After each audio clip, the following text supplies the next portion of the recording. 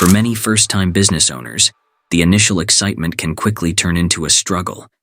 They try to do everything themselves, thinking that hard work alone will guarantee success, but this often leads to burnout, declining quality, and ultimately, failure. Running a business isn't just about having technical skills. It's about mastering management and entrepreneurial skills too. Think of your business as a system, where each part plays a critical role.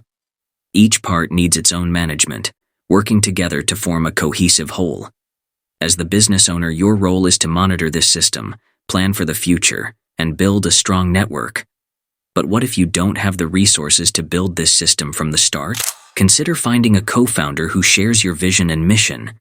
Together, you can create something greater than the sum of its parts. The first income your business generates should be reinvested into building and standardizing your system. A strong, well-organized system can be replicated, leading to growth and success. Remember, the combination of a solid system and a powerful idea is what creates a truly great business. Focus on building that system and the rest will follow.